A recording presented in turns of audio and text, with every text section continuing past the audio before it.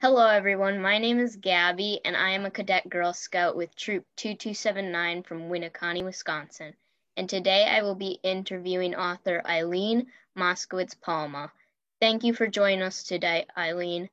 Can you tell us a little bit about yourself? Sure. First of all, thank you so much for having me, Gabby. And I told you when we first met that I love your setup with your bookshelf and my two books in the back. So I am a middle grade author. I wrote a book series called the Popularity Pact series. The first book is Camp Click. The second book is School Squad. And I also teach novel writing at a college here in New York called Sarah Lawrence College. And I used to be an elementary school teacher. So when all the schools shut down back in March, I started working virtually with kids throughout this entire time. And I have now worked with over, I think, 350 kids at this point through the pandemic to help them with their writing. So I've been quite busy between writing and teaching and working with kids. That's really cool that you can teach kids and write at the same time. Yeah, I love Um, it. It keeps me inspired. so I have a few questions to ask. So first, what made you want to become an author?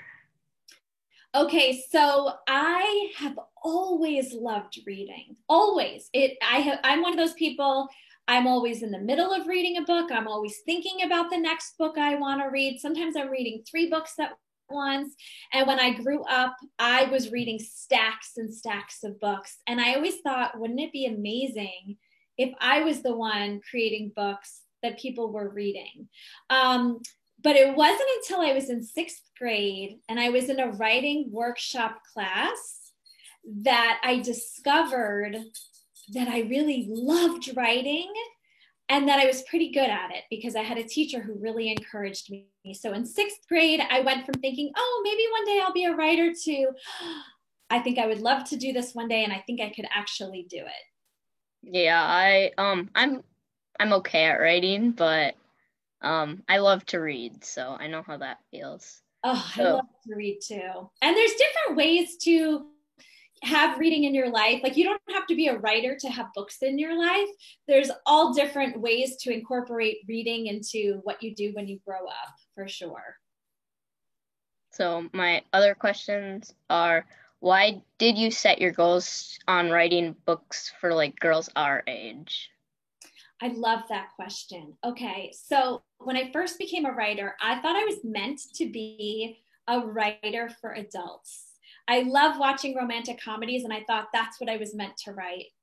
But I wasn't really successful at writing for adults. And when I started writing for kids, something clicked. And I think it's because I used to teach kids and I'm a mom. And I've always felt that connection to kids who are middle grade readers in terms of the things that they're going through in life, the things that they're experiencing, and like feeling like I want to help them and reach out to them. And I really think this is the age group that I am meant to write for because I think in my heart, I think I'm always going to be a middle grade reader and someone who understands them. That's cool. So my other question was, what was your favorite book when you were a kid, and why did you like that book over all the other ones that you could have chose from? Okay, I had so many favorites. My lifelong favorite is To Kill a Mockingbird. That is a book that I read early on, and I reread it every year because as I matured and grew as a person, every time I read it, I picked up a new lesson. But my first early book was Little Women. My uncle gave it to me as a present when I think I was only in second grade. And that's a really massive book. He gave me the hardcover, and it was this thick book. And it took me a really long time to read it and get through it. And I was so proud of myself when I did. And reading that book taught me that I really loved classics. So I highly recommend anyone who hasn't read a lot of the classics, they can be really, really fun to read. So that was my first favorite book. And I could go on and on. I'm a huge Harry Potter fan too. I don't know if are you a Harry Potter fan? Yeah, I like all sorts of movies, so. Yes, I love the movies and the books equally. So, yes, I have to say there are very few books that I don't like. Yeah, my friend wanted me to read The Hunger Games, so I kind of know that. So, did But you start reading it yet? no, I watched like two of the movies though. So Mhm. That's another example. Like there are some books that are turned into movies and the movies aren't as good as the books. But I think Hunger Games and Harry Potter, both of those series translated really well into movies. So if you watched the movies, it's close enough to have that you read the book. um, so my next question is, when writing Camp Click, what inspired you to make the characters behave how they did, and why did you choose this crisis for them to go through? Oh, I love that idea. Okay, so um, one of the things that I have seen from when I was a teacher and also being a mom and having friends who have kids, something that I've seen quite a bit, and I don't know if you've experienced this or seen this with kids that you know, there are a lot of kids who fit in really well in one world, but they don't fit in so well in another. So you might have a kid who is like the star of the travel soccer team and they have a lot of friends on their travel soccer team, but those kids don't go to school with them and they have nobody to sit with at lunch. Or you have a kid who fits in really well at school, but they're doing an after school activity and they're having trouble making friends. And time again, I would hear about kids in this situation or I would see it unfolding. And I really wanted to write about that. That was where the idea started with what if there's a girl who's like the queen bee at school and then she gets to camp and doesn't fit in? And what if the girl who struggles to fit in at school is the queen bee at camp? But it came from the starting point of watching a lot of kids struggle with this and watching them have problems with their self confidence because it's really hard when you don't fit in. And I really wanted to write about that so that any kid who's ever struggled with finding their place in their world would find comfort in reading my book. And anybody who is one of those people who fits in everywhere might have understanding for the kids who don't quite fit in, and maybe it would help them sort of reach out a hand and help someone who's struggling a little bit. So that was really the starting point for me. Yeah, I kind of feel like Maisie in the book because I fit in really good at school with all my friends, Mm-hmm. but then when I go to summer camp, like I bring a friend usually because I don't fit in very well. Oh, that's really smart. You know, it's funny because even as a grown up, that's a strategy I've done before. Where if I know I'm going somewhere and I don't know the people that are there, I'll bring a friend with me, so at least I have that person. So that's a strategy that works well. Um, but it also helps if having that person there makes you brave enough to branch out and try to make new friends in that situation. But at least you have that backup plan that you know your best friend is with you. So it can help make you more brave to try and make more friends. Yeah. So, um, what is your favorite genre of books now? My favorite is graphic novels, as you can see behind me. There's a lot of them. Okay, I love graphic novels too. I love the remakes of The Babysitter's Club.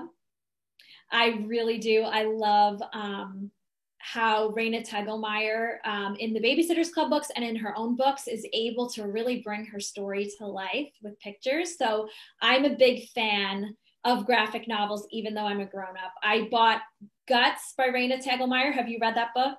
Yeah. Oh, I read it in like one sitting. It was so good. So I do love that genre. I love realistic fiction because that's what I write. So I love middle grade realistic fiction. Currently, I'm very into reading thrillers. So I'm reading a book by Ruth Ware right now, who writes thrillers for adults. So I find thrillers really fascinating as a writer to read them and to really look into how the author keeps the reader on the edge of their seat the whole time. So I've been having fun during quarantine reading a lot of thrillers.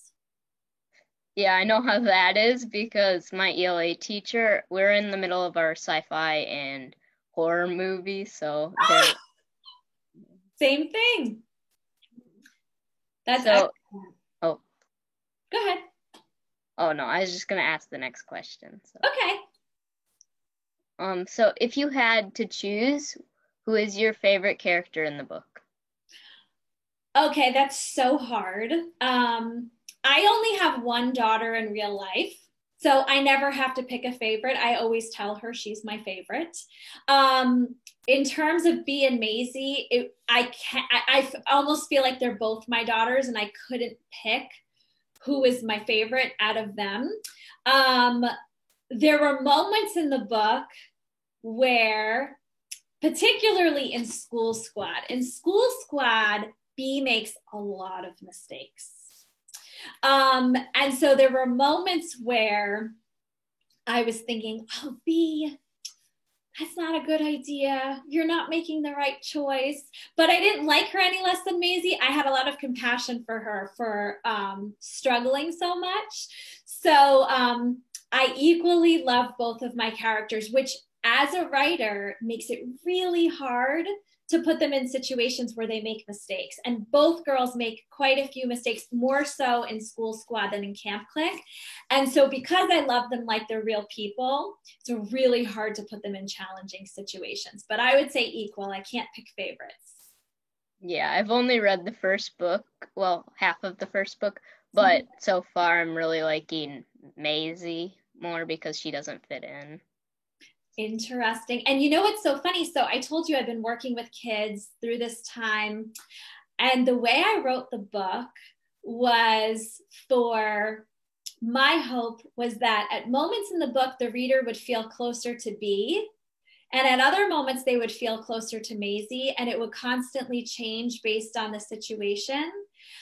So pay attention as you keep reading it and see if you have that experience where you start to feel closer to B and then you feel closer to Maisie. Because I was kind of hoping that, because I think in real life, friendships can be like that. You can feel really close to one friend through a certain situation, and then you feel a little closer to someone else. So I'll be curious to see. You'll have to keep me posted if that happens. Yeah, I know how that feels. Mm-hmm. So, why did you choose to make the book setting at like summer camp? Okay, this was very tricky. I'm going to tell you a secret that only my writing camp kids know. In real life, and I've told this in interviews, I have never been to sleepaway camp. I've never even been to day camp. Okay. But when the idea came to me and I thought, so all books start with a what if? So first I thought, what if we have this girl who's a queen bee at school who doesn't fit in at camp? And then I got really excited about the idea.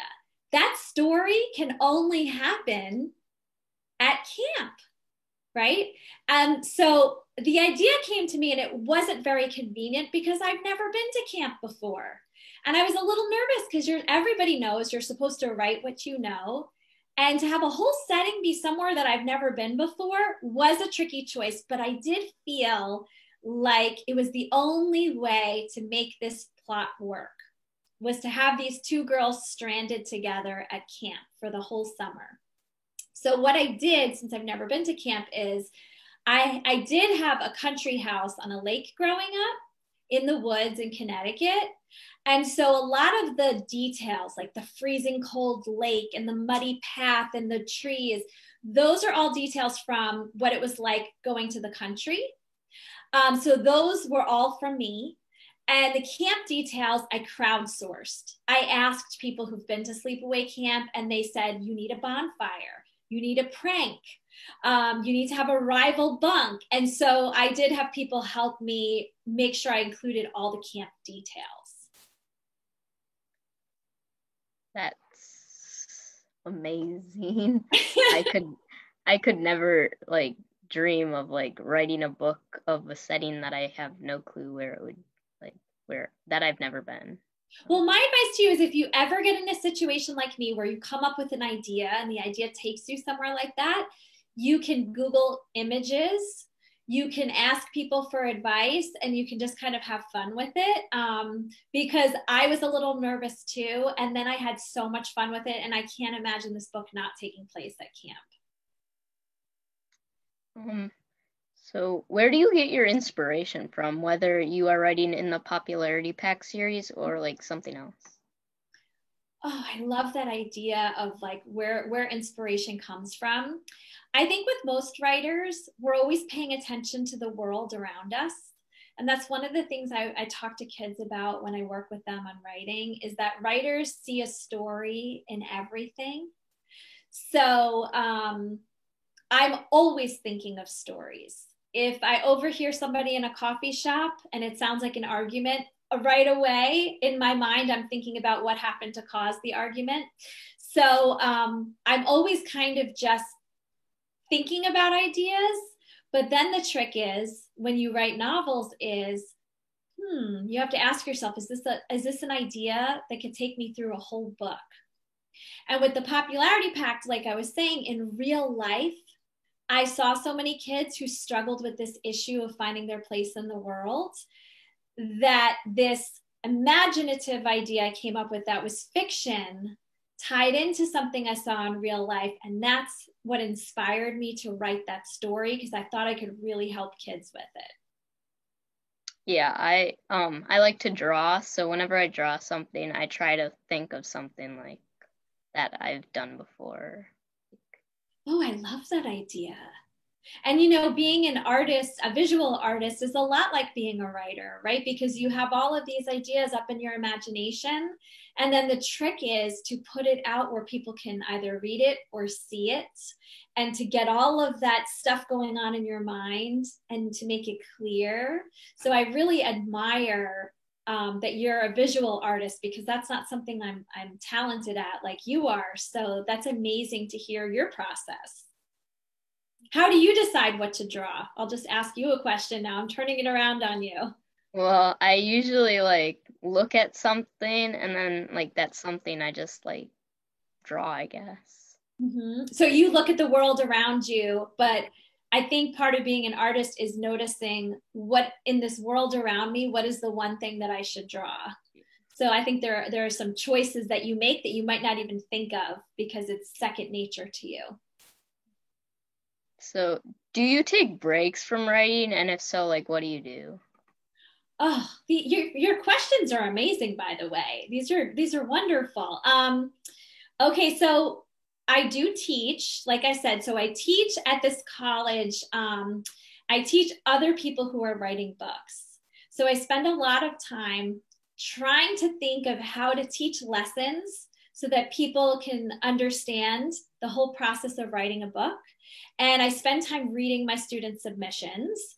I've been doing all of these virtual writing programs. So those are some of the things. But for fun, I love to spend time with my family. So my husband and daughter are just like all the kids at Camp Amelia. So Camp Amelia is an adventure camp filled with all of these sporty, athletic people who are super brave and not scared of anything.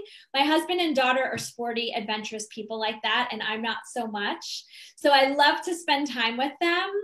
And then we're always trying to find something that's like adventurous for them, but not too crazy for me. So anyway, my favorite thing to do is to just spend time with my family, whether we're hiking or we're watching a movie together. Just spending time with them and spending time with my friends. I think the best thing I do when I'm not working is to just fill myself up with positive time with the people I love. That's my favorite. I really like hanging out with my friends too and like going camping. That's fun. But I'm not very sporty, so.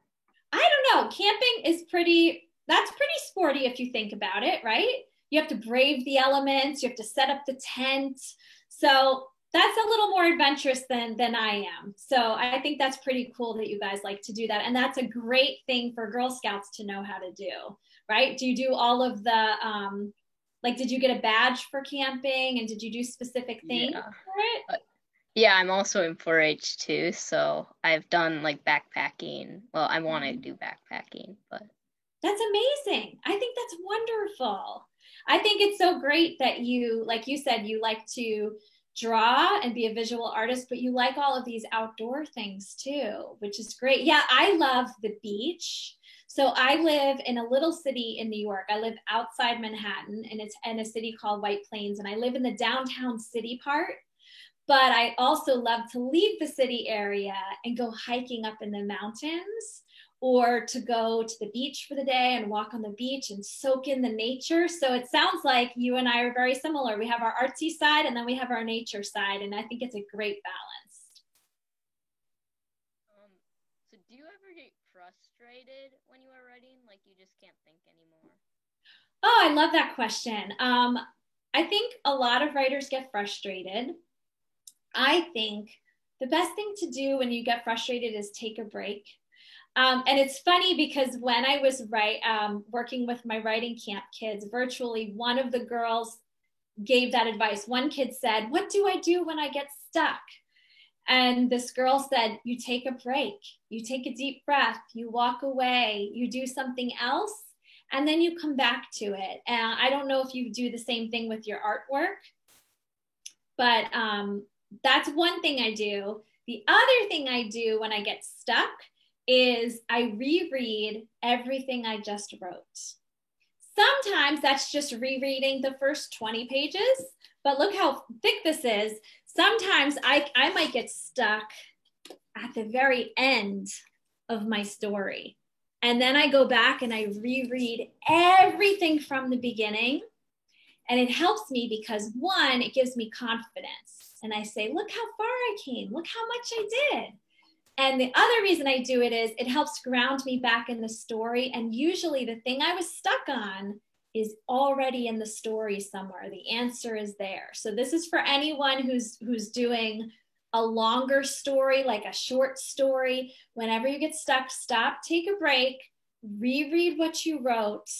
And almost always the answer to why you're stuck is in your piece somewhere if you are open to finding it.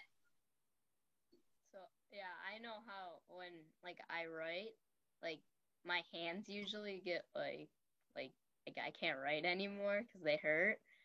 But yeah, then I just take a break and that's. Mm-hmm. And I think when our hands get tired like that, our brains are getting tired too.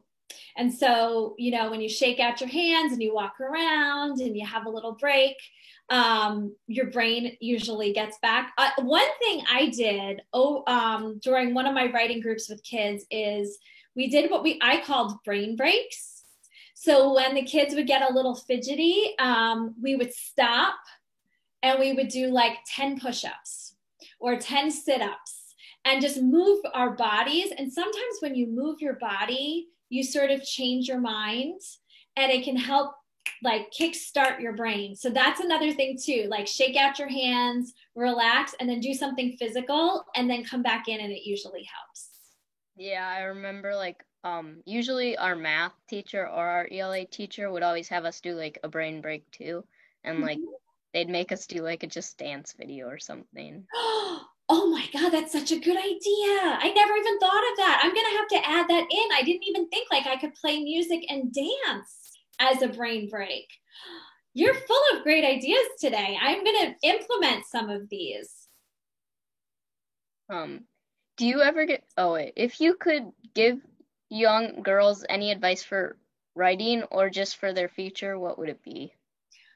Okay, all right. I'm always giving advice because I have a daughter who's 18. And so I'm always giving her pep talks. Kind of like, do you ever watch Fuller House? Have you seen Fuller House? No. Oh, anyone who's watching this who has watched Fuller House, it's a little cheesy. Someone's always giving like a positive message. I'm that person in real life. That is really who I am. So one piece of advice is separate from writing. If you think that you know what you want to do as a career one day, whether you're 8 years old or 7 or 12 or 14, however old you are, if your gut is calling you to do something one day, don't think, oh, I could never do that. listen to your heart and listen to your gut, because like I said, I always knew I wanted to do something with books. And starting in 6th grade, I knew I wanted to be a writer. I also always knew I was meant to be a teacher. And here I am now doing both. I'm teaching adults how to write novels, I teach kids online, and I'm writing. My husband is a veterinarian at a big hospital in Manhattan. He knew since he was like in 2nd grade, he wanted to be a veterinarian.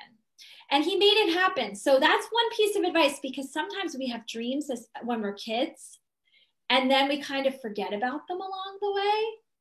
So one thing is listen to your passion and try to do things that have to do with it to let you know if it's the right choice. For example, my daughter thought that she wanted to become a fashion designer when she was in 6th grade. She felt so called to doing that.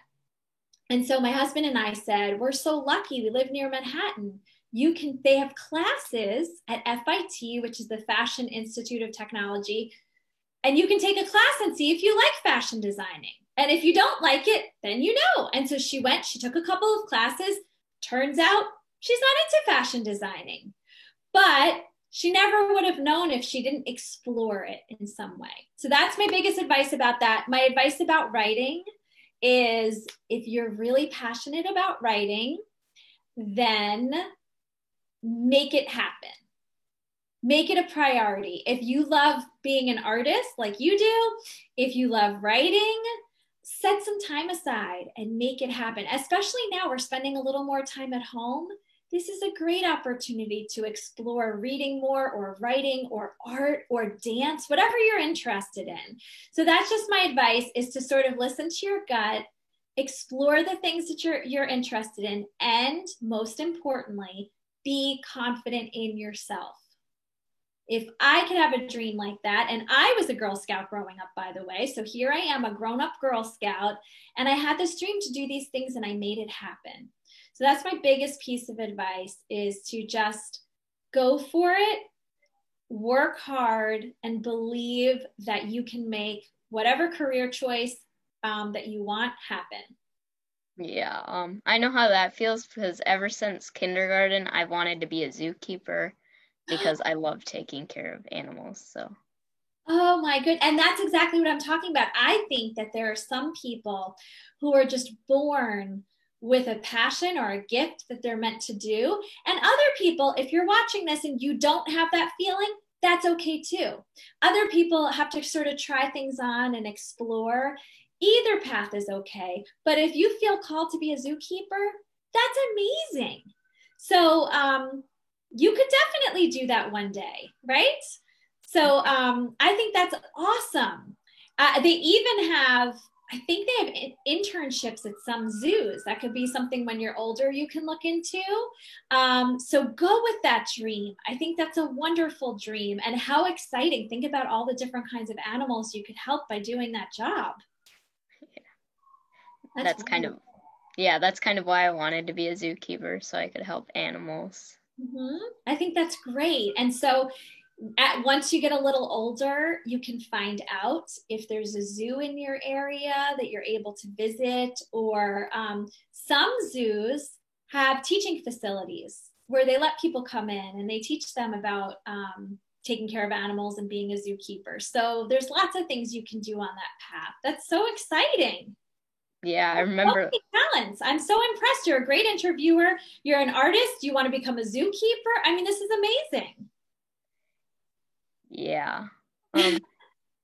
So thank you so much for taking the time to talk to us today, Eileen. It was really amazing opportunity to talk to an author and get a little insight to what it might be like to consider writing as a career. I can't wait to read more of your stories in the future. Thank you so much. I have to say, I had so much fun talking to you. You asked really creative and interesting questions. And I think it's so exciting to meet someone who has so many different interests and talents. I just wanted to let everyone know who's watching. I have been doing virtual badge sessions with Girl Scouts. So it's the story, the name of the overarching name of the badge is the storytelling badge. For brownies, it's the My Family Story badge. For juniors, it's the scribe badge. And for cadets, it's the screenwriter badge. So what I'm offering and I've been doing is if you have a troop who's interested in having your troop work towards that badge, then I'm offering free sessions where we can set it up on Zoom. I cover as much of the curriculum as I can, depending on which level your troops are at, and help them work towards that badge. So somewhere in this Facebook, either in the comments or up in the info section will be my email. All you have to do is email me, let me know what level your troop is at, and we can have a back and forth discussion about setting up troop visits. Thank you. Thank you so much. This was so fun, and good luck with your zookeeping. And your mom has my email, so you can reach out and ask my husband questions since he's a veterinarian. So stay in touch. Hey, thanks so much. Thank you.